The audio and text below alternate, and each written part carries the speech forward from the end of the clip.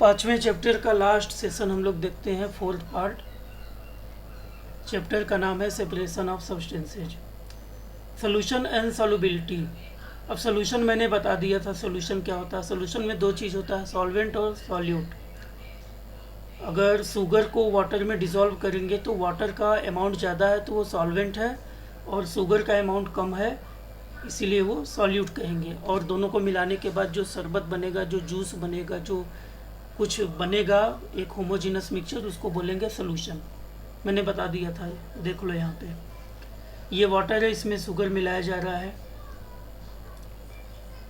तो शुगर मिलाने पर ये एक जो है जूस बन जाएगा, होमोजीनस मिक्सचर बन जाएगा, और उस मिक्सचर को हम लोग क्या बोलेंगे, सोल्यूशन। हम लोग देखते हैं कि किसी वाटर में कोई ऐसी, जैसे सॉल्ट अगर मिला दें, तो सॉल्ट मिलाने के बाद अगर उसको थोड़ी देर स्टीयर करेंगे तो सॉल्ट डिसअपीयर हो जाएगा, चीनी गायब हो जाएगा, पता नहीं कहाँ गया, नहीं मालूम। लेकिन क्या वाटर में चॉक मिला देंगे, वाटर में सैंड मिला देंगे तो क्या वो भी गायब हो जाएगा? वो तो नहीं गायब होगा।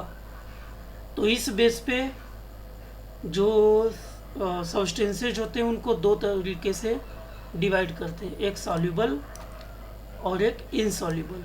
सॉल्युबल का मतलब वो सब्सटेंसेज जो पूरी तरह डिसॉल्व होकर डिसअपीयर हो जाए, जैसे सॉल्ट है, शुगर है, इसको वाटर में डिसॉल्व करोगे तो ये होमोजीनस मिक्सचर बनेगा, डिसअपीयर हो जाएगा, गायब हो जाएगा। तो ऐसे सब्सटेंसेज को हम लोग जो है सॉल्युबल सब्सटेंसेज बोलते हैं। लेकिन दूसरी तरफ अगर चॉक है, सैंड है, हल्दी ले लो, आटा ले लो, अगर इनको वाटर में हम लोग डिसॉल्व करेंगे तो ये पूरी तरह डिसअपीयर नहीं होंगे, गायब नहीं होंगे, वो दिखेंगे। तो ऐसे सब्सटेंसेज को हम लोग बोलते हैं इनसॉल्युबल।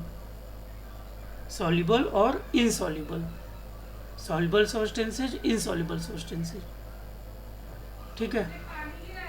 और हमें मालूम है कि सोल्यूशन में सॉल्यूट होता है, सॉल्वेंट होता है, और जो मिक्सचर बनता है सोल्यूशन बोलते हैं। हमने इसको देख लिया है, इसके बारे में दोबारा देखने से कोई मतलब नहीं है, हम बात कर चुके हैं।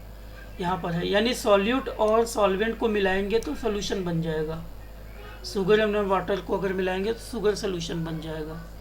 तो यहाँ पर सॉल्यूट का मतलब शुगर है, सॉल्वेंट का मतलब वाटर है ना। सॉल्यूट शुगर है, सॉल्वेंट का मतलब वाटर है।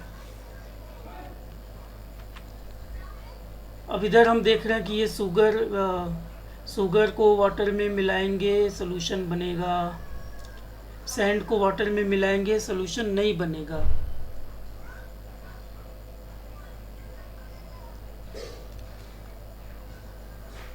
अब इसमें एक चीज़ है कि मान लो शुगर को हम मिलाते जाएं,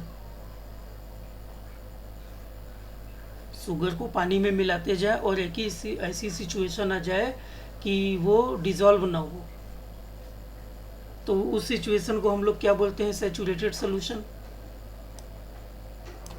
पिछले पार्ट में हमने देखा था कि ऐसे सोल्यूशन को जब और सॉल्वेंट उसमें मिक्स ना हो पाए, ऐसे सोल्यूशन को सैचुरेटेड सोल्यूशन बोलते हैं।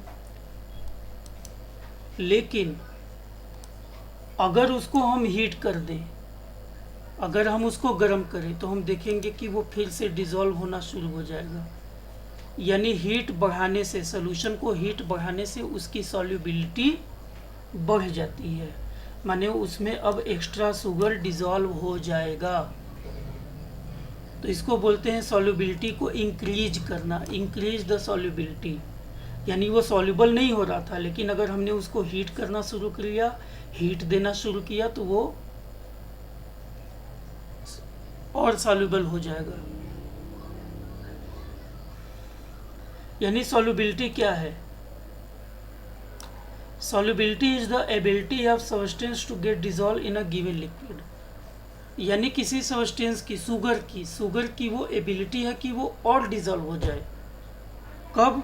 जब हम उसको हीट देंगे या गर्म पानी में डालेंगे, तो इस तरह सॉल्युबिलिटी इंक्रीज। तो कभी कभी एक क्वेश्चन पूछा जा सकता है कि how can you increase the solubility, तो our answer will be increasing the heat by giving heat या हीटिंग द सॉल्यूशन, ये उसका आंसर होगा।